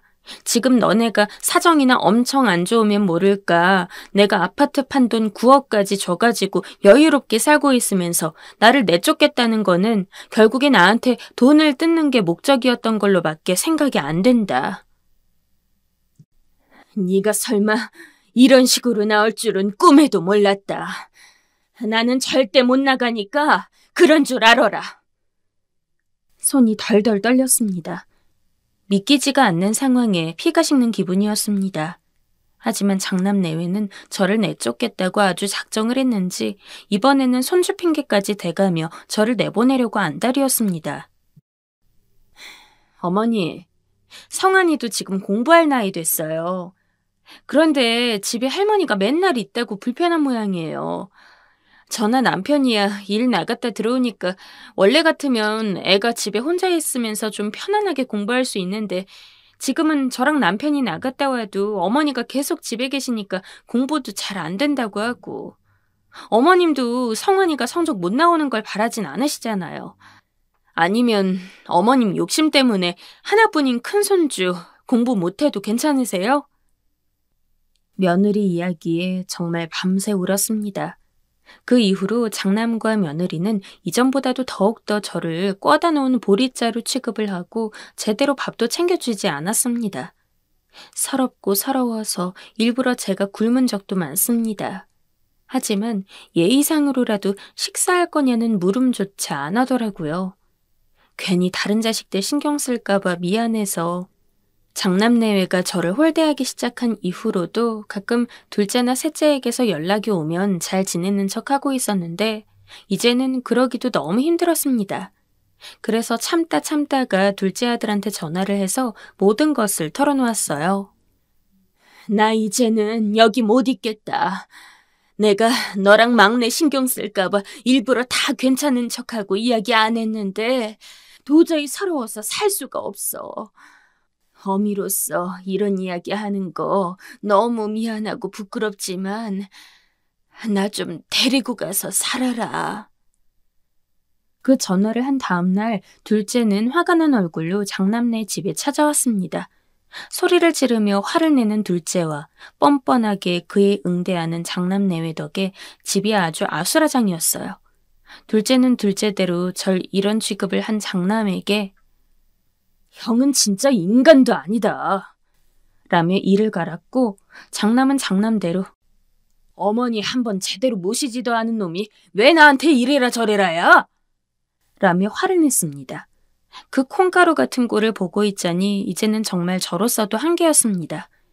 애초에 돈 때문에 날 모셔놓고 둘째한테 온갖 생색을 다 내는 꼴에 울컥 화가 치밀어 둘째 앞을 가로서고 장남 녀석 뺨을 크게 한 대 날렸습니다. 너는 이 늙은 어미를 버렸다.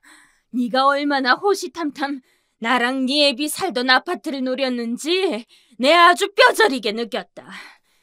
근데 너는 아마 몰랐을 거다. 나한테 그 아파트 말고도 재산이 더 있다는 거. TV 보면 자식들이 유산 가지고 싸우는 내용이 많이 나왔습니다. 어느 정도 우애 좋게 살고 있던 자식들이었지만 덜컥 겁이 났던 저는 젊을 적부터 일부러 자식들에게 내가 땅을 어느 정도 가지고 있고 건물이 뭐가 있는지 전부 이야기를 안 해놓았습니다. 나중에 가서야 괜한 짓 했나 싶긴 했지만 이제 보니 제 행동이 아주 성견지명이었더군요. 만약 장남 녀석이 제 남은 재산까지 다 알았으면 분명 그 돈까지 자기가 다 받아먹은 다음에 저를 내쳤을 테니까요. 내가 혹시나 싶어서 지방에 있는 땅이며 아파트는 다 숨겨두고 있었다. 너는 내가 살고 있던 아파트가 내 재산의 전부인 줄 알았겠지만 사실 다른 재산에 비하면 그 아파트는 푼돈밖에 안 돼. 나중에 죽으면 너네한테 골고루 물려주려 했지만 이렇게 된 이상 난 너 같은 놈한테 남은 내 재산 한 푼도 못 준다. 나 죽으면 둘째와 셋째한테만 골고루 나눠달라 유언장 쓸 거니 그런 줄 알아라. 그 길로 저는 장남네를 나와 둘째네 집에 갔습니다. 참으로 화가 나게도 장남네외는 제가 남은 재산이 더 있다는 소리에 눈이 횟가닥 돌기라도 했는지 자기들이 너무 잘못했다며 제가 오해한 거라느니 어쩐 거라느니 하면서 온갖 입에 발린 소리를 해댔어요. 그 모습에 분노와 함께 허망함이 밀려왔습니다. 자식놈들 키우려고 내가 얼마나 고생을 했는데 기껏 힘들게 키워놨더니 부모 재산을 뺏지 못해서 안달이 난 모습이나 보이고 만약 장남이 정말 진심으로 저에게 용서를 비는 것 같았다면 미련해 보일 수도 있겠지만 저는 그래도 용서를 했을 겁니다. 괘씸하기는 했으나 그럼에도 불구하고 몇십 년 넘게 키워온 아들이기 때문입니다. 하지만 무릎을 꿇고 비는 장남의 행태에는 진정성이 하나도 없었습니다. 누가 봐도 그저 제게 남은 재산을 탐내는 그런 탐욕밖에는 보이지가 않았습니다. 혹시나 하는 희망을 가졌지만 마음이 저 바닥까지 떨어졌습니다. 이제는 정말 남남으로 살 생각으로 장남 내외 번호도 다 차단을 해두었고 셋째에게도 전화를 해서 너희 첫째 오빠랑 나 연 끊었다. 그러니 혹시 너한테 전화 와서 나랑 연락되냐고 물어도 절대 이야기해주지 말아라. 라며 못을 박았습니다. 한참을 저랑 연락을 하려던 장남 내외는 제가 연락을 안 받자 한동안 조용한가 싶었습니다. 저도 이제야 모든 게 끝났구나 하고 안도의 한숨을 쉬었습니다. 하지만 얼마 지나지 않아서 장남은 제 나머지 재산에 본인도 지분이 있다면서 소송을 하겠다고 난리를 치는 것 같았습니다. 엄마, 형이 얼마 전에 회사에 찾아왔었어. 아니 그 녀석이 무슨 이유로 네 회사에 찾아가? 엄마가 가지고 있는 재산 이야기를 하더라. 장남이 아이 둘째 회사에 찾아와가지고는 나는 이렇게 못 끝내. 어머니 재산 나도 분명히 소유권 있어. 그러니까 너 혹여나 너랑 막내만 재산 타먹을 생각 하지도 마라. 나 소송 준비할 거니까. 라며 으름장을 놓고 갔답니다. 둘째 녀석 이야기를 가만히 듣고 있는데 나 참 기가 차서 어이가 없습니다. 자식 녀석이 밑바닥까지 엿본 기분이었습니다. 소송을 걸든 말든 상관은 없었지만 정말로 소송에서 이기기라도 해서 제 재산을 조금이라도 가져가게 될까봐 저도 지금 나름대로 대책을 세우고 있어요.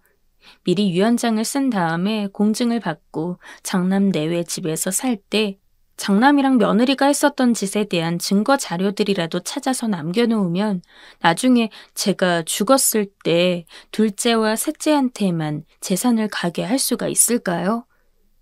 솔직히 진지하게 대비를 하면서도 제가 이런 고민을 하고 있고 장남이 재산 가져가는 것을 막기 위한 방비를 하고 있다는 이 사실조차 너무나 허탈하고 속이 상합니다.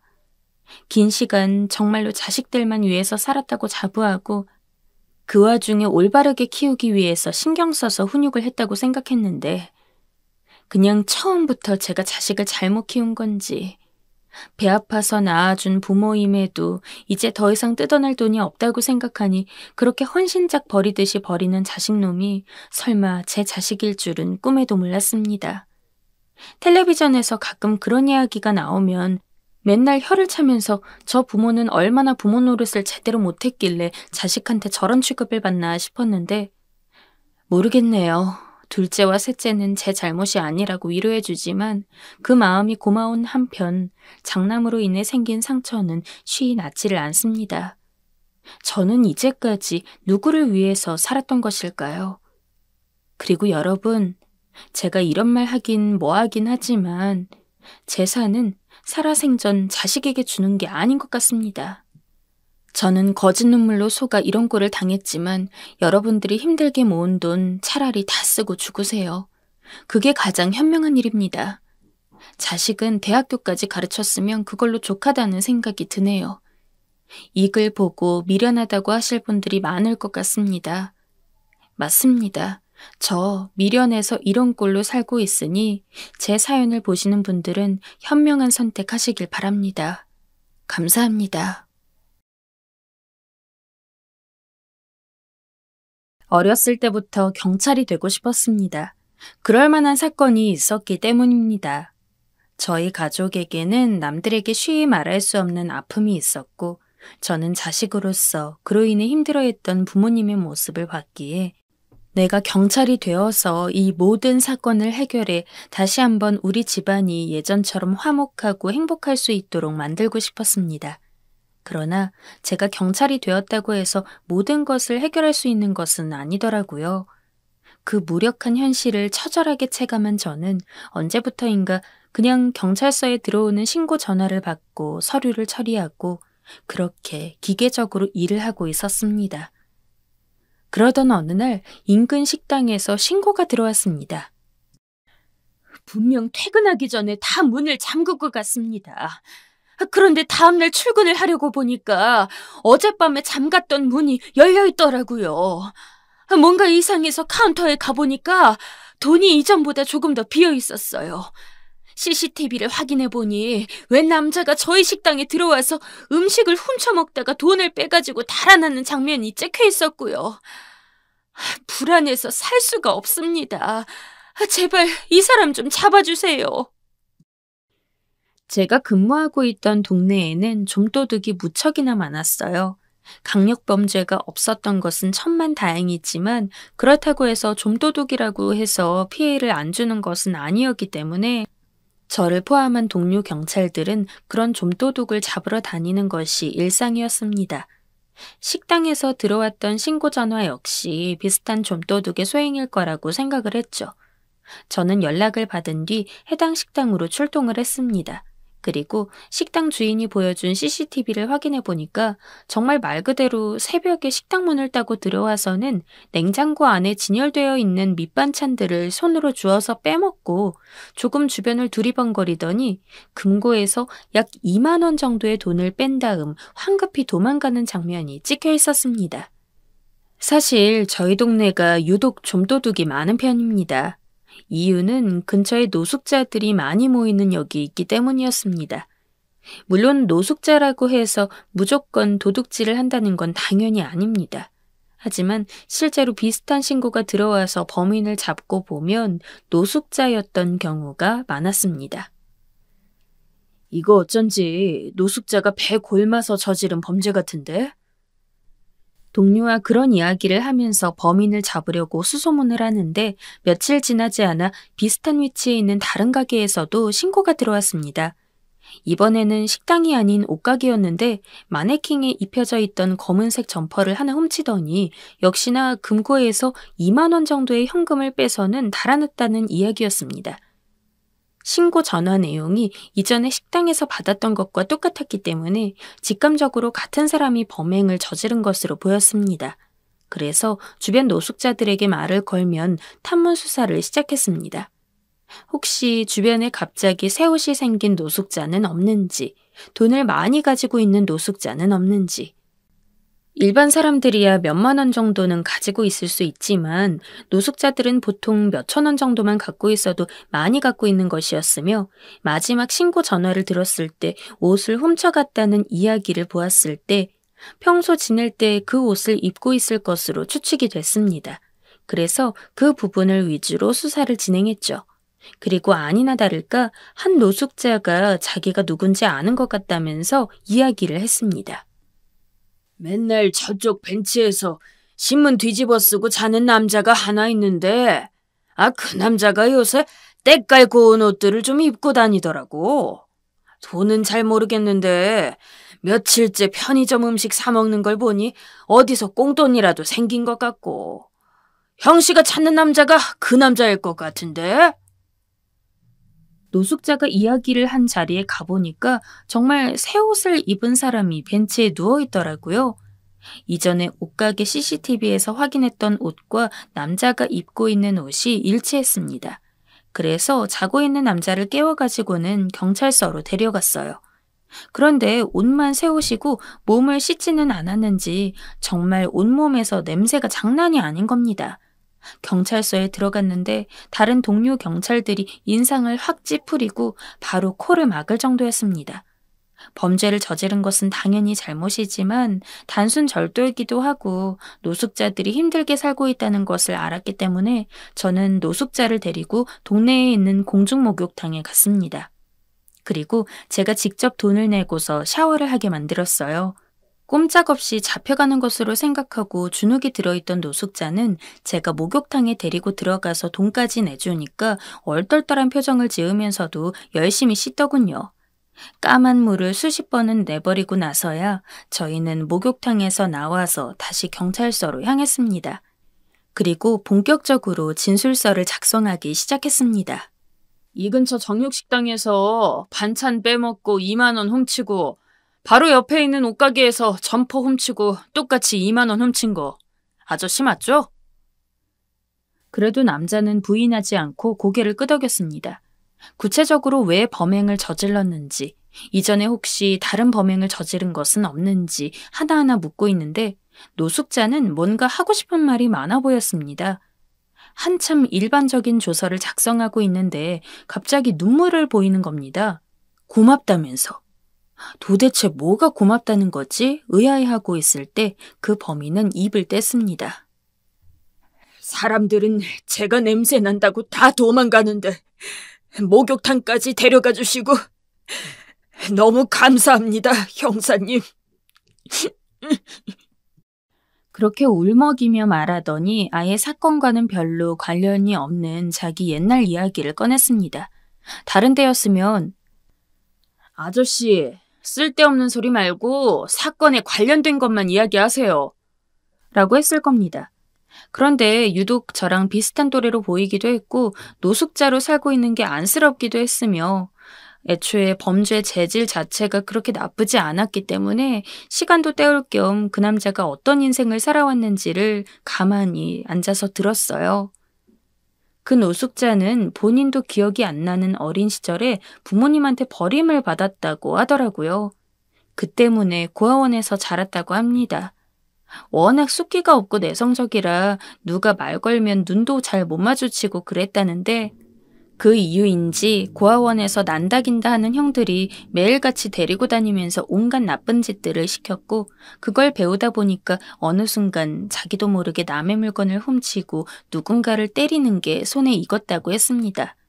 그런 스스로가 너무 싫어서 고아원 형들로부터 도망치고 성인이 된 뒤에는 나름대로 건설적으로 일도 해보려고 했으나 마음을 아무리 잘 먹어도 실력이 없다고 금방 잘리고 뒤에서는 욕을 먹고 그 모든 일련의 과정들이 견디기 힘들어서 10년 전부터 노숙자로 살고 있었다고 했습니다.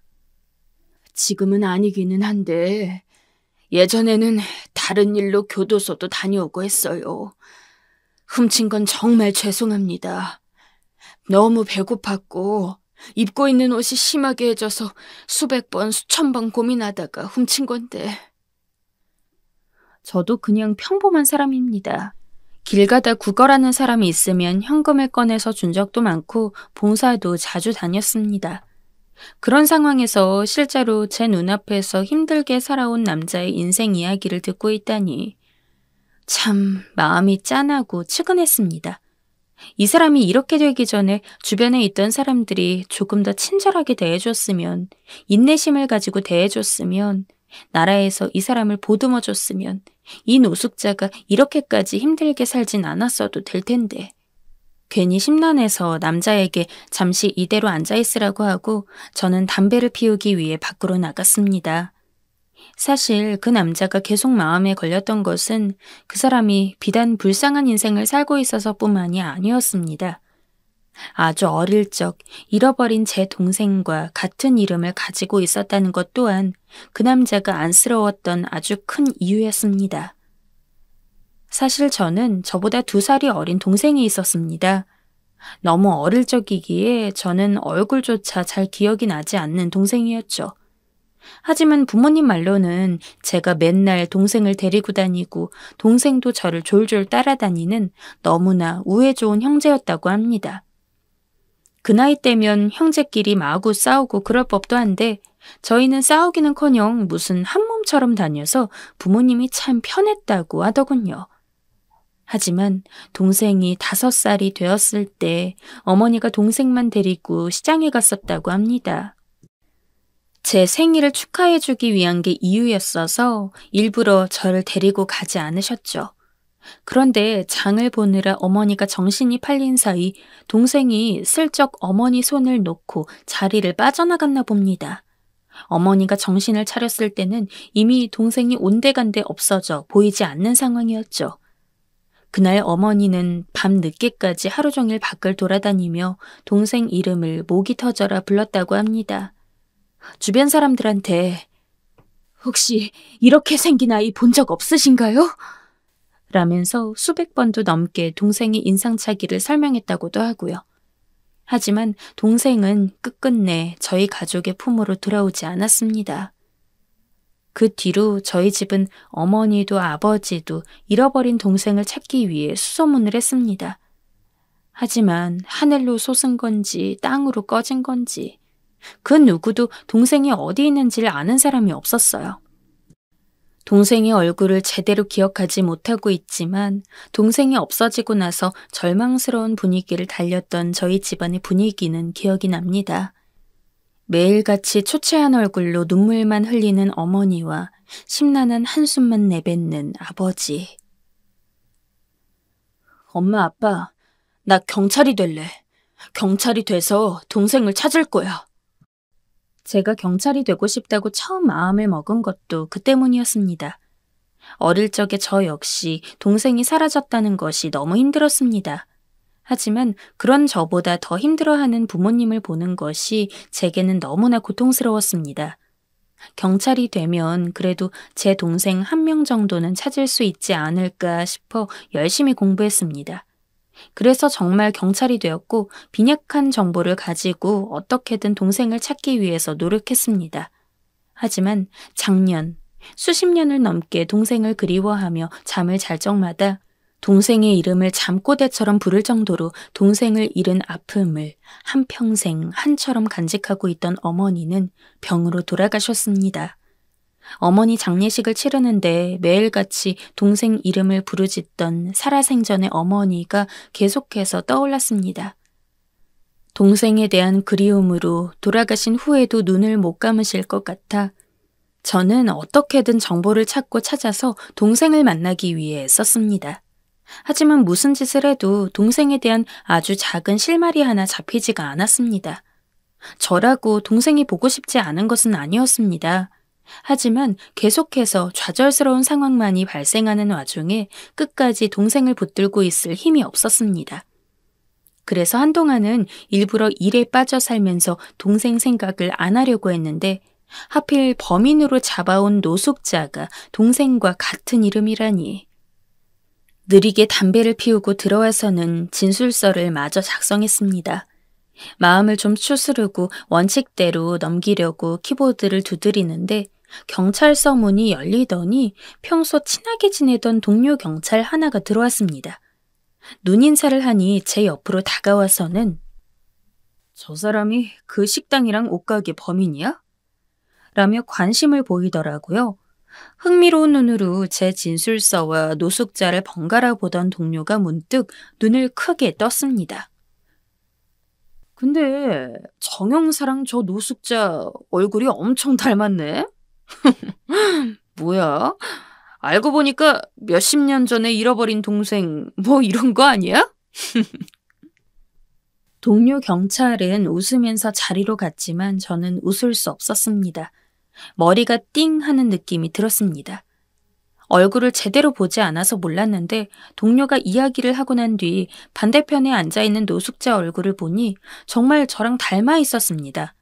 신기할 정도로 닮은 얼굴에 잃어버린 동생과 같은 이름. 말도 안 되지만 의심을 안 할래야 안 할 수가 없었습니다. 그래서 저는 그 노숙자에게 어렸을 때 무슨 동네에 살았는지, 부모님 이름은 기억이 나는지 꼬치꼬치 캐물었습니다.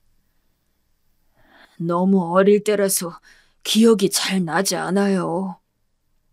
하지만 노숙자는 아무것도 기억하지 못했습니다. 그래, 아닐 거야. 설마 이렇게 우연찮게 만날 수가 있겠어? 라는 마음이 포기를 하려고 했지만 그래도 여전히 제 마음속 한켠에서는 혹시나 하는 의심이 있었습니다. 그래서 혹시 살았던 고아원 이름은 아냐고 물어보니까 참 다행스럽게도 고아원 이름 그리고 위치는 알고 있더라고요. 그래서 진술서를 마저 작성하고 집으로 와서는 한참 동안 그 고아원을 되뇌었습니다.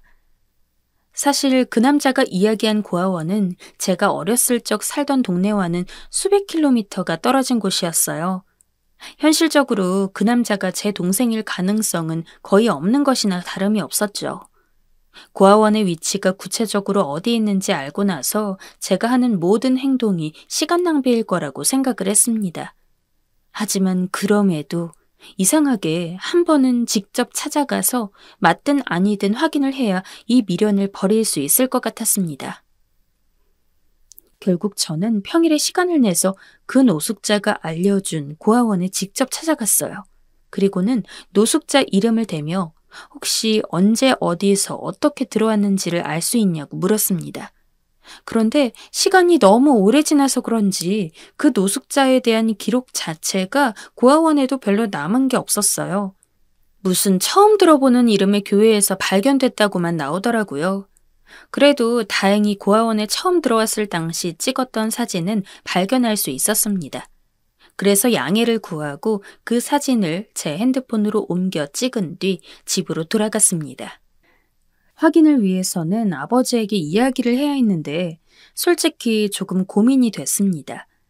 지금까지 동생을 찾으면서 동생이라고 착각했던 사람들이 몇 번 있었고 그럴 때마다 아버지는 꿈에 부푼 얼굴로 찾아갔다가 그 무엇보다도 더 쓴 아픔을 느끼는 얼굴로 뒤를 돌아 나와야 했습니다. 안 그래도 힘든 아버지를 또 한 번 힘들게 하는 게 아닐까 싶어서 제 선에서 뭐라도 더 알아보고 조금 더 동생이라는 확신이 든 다음에 아버지에게 이야기를 할까도 수십 번을 생각했습니다. 하지만 현재 시점에서는 도저히 제가 더 할 수 있는 게 없었습니다. 그래서 하는 수 없이 오랜만에 아버지에게 연락을 드렸습니다. 할 이야기가 있으니 집에 찾아가겠다고요. 아버지, 혹시 이 사진이 동생 맞아요?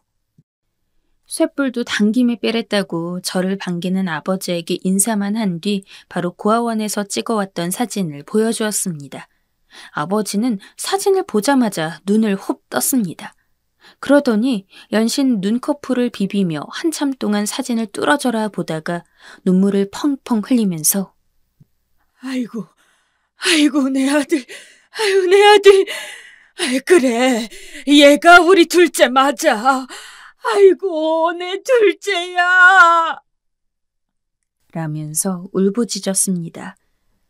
예전에는 지금처럼 사진 같은 게 일반적이지 않았기 때문에 동생을 잃어버렸을 당시 집에 있는 동생 사진이라고는 돌사진이 전부였습니다.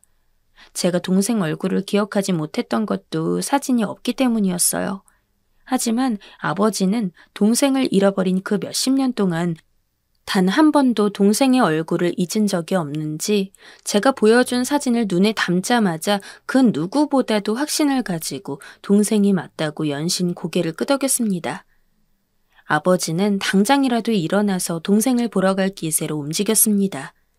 하지만 그 전에 저는 동생이 구체적으로 어떤 상황이 있는지를 말씀드렸습니다. 노숙자로 살아온 세월, 그리고 부모님에게 버려졌다고 기억을 하고 있다는 것.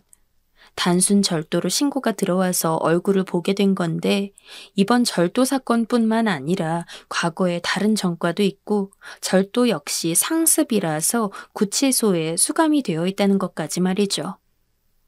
아버지는 설마 동생이 그렇게까지 힘들게 살고 있을 거라고는 생각도 하지 못했는지 머리를 부여잡고 휘청거렸습니다. 저도 참 마음이 심란해졌어요. 동생이라고 생각을 못했을 때야 비슷한 나이대의 남자가 힘들게 사는 게 안쓰럽긴 했지만 그래도 남이기 때문에 그 이상의 생각은 들지 않았습니다. 하지만 그 남자가 동생이라니. 그토록 오랜 시간 찾아 헤맸던 동생이 차라리 행복하게나 잘 살았으면 떨어져 있는 시간이 안타깝고 힘들었을지언정 마음은 편했을 것입니다. 그러나 거의 밑바닥과도 같은 삶을 살고 있었다는 게 저에게도 아버지에게도 너무나 큰 마음의 짐이 되었죠. 아버지는 이내 마음을 다잡았는지 저에게 괜찮다고 이제부터라도 같이 제대로 살아나가면 되는 거라면서 옷을 입었습니다. 저도 어쩐지 두근거리고 잔뜩 널뛰는 마음으로 아버지와 함께 구치소에 갔습니다. 참 사람이 신기한 게 분명 아무것도 달라진 것이 없는 똑같은 사람인데 내 가족인 것을 알게 되고 나니까 세상 더없이 애틋해지더라고요. 면회를 가니 동생은 얼떨떨한 얼굴로 저와 아버지를 번갈아 봤습니다. 이게 무슨 일인지 전혀 생각지도 못하고 있는 동생 앞에서 아버지는 동생 얼굴을 직접 보자마자 애써 참았던 눈물이 또 터졌는지 그 앞에 무릎을 꿇고 앉아서는 다시 한번 엉엉 울었습니다. 저 역시 그렇게 약해진 아버지 모습을 보니 눈물이 날 뻔했습니다. 거의 쓰러질 듯이 오열을 하시기에 최대한 저는 눈물을 참고 아버지를 다독이고 의자를 옮겨드렸습니다. 하지만 동생은 이 상황 자체가 이해가 되지 않는지 그저 저와 아버지를 멀뚱멀뚱 할 뿐이었죠. 제가 동생에 대한 기억이 거의 없듯이 동생도 마찬가지였나 봅니다. 간신히 아버지를 진정시키고 제가 동생에게 설명을 했습니다. 사실 우리가 진짜 피를 나눈 형제였고 방금 계신 분은 아버지이며 몇십 년 동안 너를 찾아다녔다고. 정말로 아주 오랜 시간 동안 너를 찾아다녔어. 내가 경찰이 된 것도 너를 찾기 위해서였으니까. 30년이 넘도록 우리 가족은 언제나 마음속에 너를 품고 있었는데 설마 이렇게 보게 될 줄은. 제 가족이라고요? 아마 실감이 안 났을 겁니다. 저도 그랬으니까요. 그렇게 저희는 한참을 서로 마주 보았습니다. 저도 동생도 그 누구도 입을 열지 않았지만 당시 저는 동생의 두 눈에 일렁였던 어떤 감정이 기쁨이라고 확신했어요. 동생 역시 가족을 그리워했을 테니까요. 그렇게 짧은 면회를 마치고 저는 아는 법률사무소에 연락을 했습니다. 동생은 이대로 있으면 징역을 피하기가 힘든 상황이었기에 일단 저는 직접 변호사를 선임해서 동생에게 붙여주었습니다. 동생이 이전에 비슷한 동종 전과가 있어서 조금 힘들긴 했지만 그래도 변호사가 힘써준 덕분에 집행유예로 풀려날 수 있었어요. 그래서 지금 동생은 아버지 집에서 둘이 살고 있습니다. 그리고 기술을 배우고 있다고 해요. 이제 다시 가족을 찾은 만큼 계속해서 노숙자 생활을 할 수는 없으니 아버지가 너도 너만의 돈을 벌 기술을 가지고 있어야 해. 라고 해서 아버지 도움을 받아 이것저것 적성에 맞는 것을 찾는 모양입니다. 중년의 나이임에도 배운 것이 없어 모든 것이 낯선 동생을 보면 아버지는 여전히 좀 마음이 아픈 모양입니다. 참고로 동생은 확실히 저희 집 가족이 맞습니다. 물론 저희 아버지는 동생이 정말 우리 가족임을 확신했지만 혹시나 아닐 가능성을 대비해서 유전자 검사까지 했었거든요. 그 검사 결과에도 확실히 친자라고 나왔습니다. 드디어 저희 가족은 몇십 년간 바라고 바라던 동생을 완벽하게 되찾을 수 있었습니다. 동생도 그때서야 자신이 부모님에게 버림을 받은 것이 아니었으며 30년이 넘는 시간 동안 온 가족이 자신을 찾아 헤매고 특히 어머니는 평생 동안 본인을 그리워하다가 작년에 돌아가셨다는 사실을 알게 되었습니다. 동생이 집에 오고 나서 얼마 안 지나서 어머니 무덤에 갔어요. 어머니야, 인사드려. 평생 너 하나만 그리워하다가 돌아가셨어. 조금만 참으시지. 이렇게 살아 돌아왔는데 조금만 참으시지. 정말 펑펑 울어본 적이 없었는데 이상하게 어머니 산소에 가니 그렇게 눈물이 나왔습니다. 왜 그랬을까요? 아마 제가 할 일을 다 했다는 뿌듯함과 1년을 못 기다리시고 동생만 그리워하다 돌아가신 안타까움이었을까요? 어머니의 무덤 앞에서 알 수 없는 표정으로 한참 동안 묵념을 하던 동생의 얼굴이 기억이 납니다. 아무런 이야기도 꺼내지 않았지만 설사 할 말이 있었어도 쉽게 꺼낼 수 없었을 거라 생각을 해요. 존재했는지도 몰랐던 날 사랑해 주었던 가족. 하지만 이미 이 세상에 없으니 동생도 그저 조용히 마음을 갈무리하지 않았을까요? 솔직히 가족이라고 해서 당장 오래도록 알아본 것처럼 살갑게 지내기는 조금 힘들긴 합니다. 동생도 그런 모양인지 제가 가끔 집에 찾아가면 여전히 아버지랑 어색해하는 게 보이기도 하고 특히 저랑은 첫 만남 자체가 경찰과 도둑이다 보니까 더 대하기 힘들어하고 어려워하는 기색이 보여요. 하지만 그래도 조금씩 말도 걸고 예전보다는 훨씬 더 친근하게 굴려는 모습을 보여서 저도 참 그런 동생을 보면 대견하기도 하고 놀랍기도 하고 많은 생각이 드는 것 같습니다. 동생을 보고 있자니 문득 그런 생각이 나더라고요. 만일 그때 동료 경찰이 장난처럼 저와 동생이 닮았다는 이야기를 꺼내지 않았다면 어떻게 되었을까 하고요. 확실하지는 않지만 저는 아마 동생한테 어느 고아원에 있었는지를 묻는 것도 그 고아원을 찾아갈 생각조차 하지 않았을 겁니다. 그저 힘들게 살아온 어느 노숙자에 대한 동정심이나 조금 가지고 있다가 금방 그 존재조차 잊고 말았겠죠. 빠른 시일 내에 제 동생을 찾게 해준 1등 공신인 동료 경찰한테 술이나 한번 거하게 싸려고 해요. 아직 소문내지 않았거든요. 설레발치기 싫어서요. 아무튼 이제는 동생이 나쁜 길로 빠지지 않도록 뒤늦게나마 잘 챙겨야겠습니다. 하늘에 계신 어머니도 이제야 행복하게 웃으면서 편히 쉬고 있지 않을까요? 저희 가족 남은 여생은 절대로 서로를 잃어버리지 않고 행복하게 살도록 하겠습니다. 제 이야기를 들어주신 분들에게 깊은 감사의 말씀을 드립니다.